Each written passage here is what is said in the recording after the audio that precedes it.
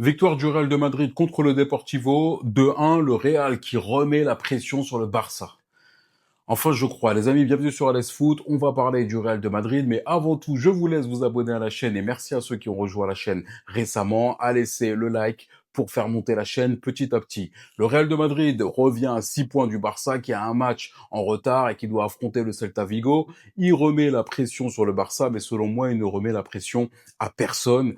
Je ne pense pas que le Barça va faire de faux pas sur cette fin de saison et le Real va terminer en saison blanche. Ils ne sont plus en Coupe du Roi, ils ne sont plus en Ligue des Champions, comme on le sait. Et sur la fin de saison, ça reste très très pénible. Il y a eu des points de satisfaction quand même sur ce match avec Arda qui a été très bon et qui depuis le match contre le Bayern montre de très belles choses et sera quand même le joueur à suivre sur la fin de saison parce qu'il est en très grande forme. On a eu aussi un bon match d'Ulsen, on a eu un bon match de Bellingham aussi également. Les buts de Mbappé, qui n'est pas le plus joli but qu'il ait mis dans sa carrière, mais qui permet au Real d'ouvrir le score, et celui de Vinicius d'une bonne frappe en dehors de la surface, mais c'est beaucoup trop pauvre pour pouvoir espérer quelque chose ou pour calmer la fureur des supporters, parce que ce que propose le Real, et surtout à 21h30, n'est clairement pas suffisant, et il y a vraiment des questions à se poser sur le rendement global des joueurs. Arbeloa aura fort à faire, à commencer par une chose côté Real de Madrid, et je pense que c'est ce qu'il faut au Real, c'est un attaquant tueur devant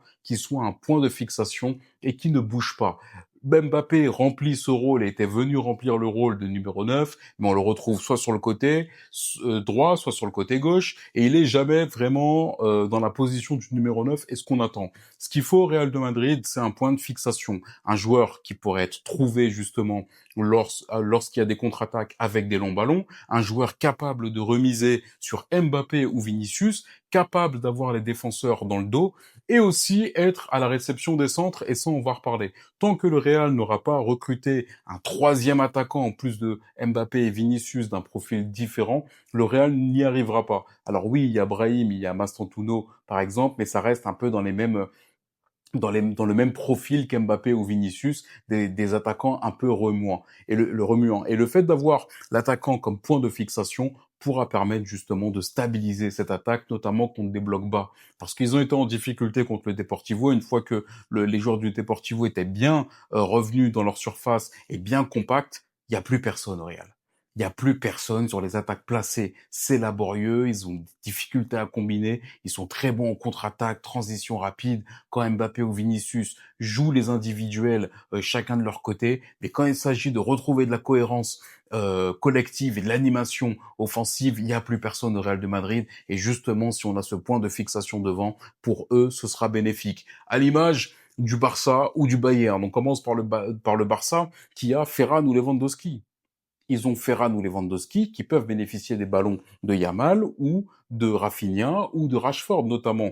Il faut avoir justement un joueur dans la surface qui puisse peser, à l'image de Kane, qui n'est pas forcément présent parfois dans les matchs, qui laisse le jeu à Olise ou à Dias, mais qui met toujours son but, qui arrive à redescendre justement pour pouvoir adresser des ballons à Olise ou à Dias. Et là, ça devient intéressant et là, ça devient équilibré. Il n'y a que le PSG qui arrive sans attaquant à avoir cette animation offensive, Dembélé, Barcola, Kvaratskhelia. Donc le PSG s'en sort très bien et qui est la marque de Luis Enrique. Mais au Real de Madrid, si on garde et qu'on s'en remet uniquement à Vinicius ou Mbappé, ça va être très compliqué. Et match après match, ce sera exactement la même chose à partir de 21h30. Enfin, je l'espère que ce sera beaucoup plus tôt le match. Mais il faut recruter cet attaquant qui sera un point de fixation et un profil différent, ce que n'a pas le Real.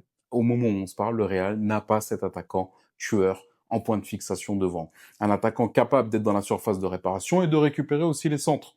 Et là, c'est le rôle des arrières latéraux que je trouve très en dessous aussi côté Real de Madrid. Que ce soit Carreras, qui pour moi n'est pas l'attaquant indiscutable du côté du Real, qui doit se remettre en question, et ce sera des questions que devront se poser en tout cas le staff madrilène, savoir si Carreras a un apport conséquent du côté du Real de Madrid. Je le trouve très limité justement dans son apport offensif. Lui qui pourrait parfois dédoubler avec Vinicius et justement apporter le surnombre, comme le fait très bien par exemple Cancelo du côté du Barça qui apporte énormément offensivement, ou encore une fois du côté parisien où tu as Mendes et Hakimi qui apportent et défensivement et offensivement les armes que n'a pas le Real.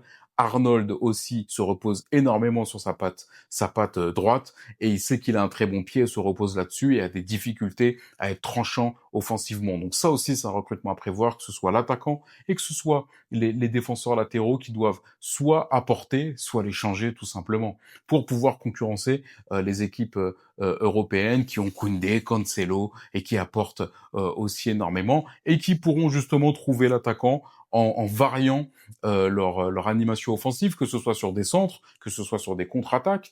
Et là, ils auront plusieurs armes à leur disposition. Si le Real ne se penche pas sur ses recrutements ou sur ses phases de jeu, ils vont continuer à faire le même type de match. Ils vont continuer à faire le même type de match et le destin ne sera pas entre leurs mains. Défensivement, ça a tenu la route, même si Militao a été blessé également sur ce match. Ils ont énormément subi, mine de rien, contre le Deportivo qui a failli revenir dans la rencontre, qui ont pu marquer un but et qui ont eu beaucoup plus d'occasions, en tout cas en fin de rencontre, que le Real de Madrid. Ça a été chaud pour eux et ça le sera encore sur les autres matchs. Et je ne pense pas qu'on verra une animation différente sur les matchs à venir côté Real de Madrid et que ça va se terminer avec le Barça qui sera champion. Le destin n'est plus entre les mains du Real, mais bien entre les mains des Barcelonais qui doivent faire un faux pas et qui doivent se dire non, nous on n'a aucune pression pour le moment.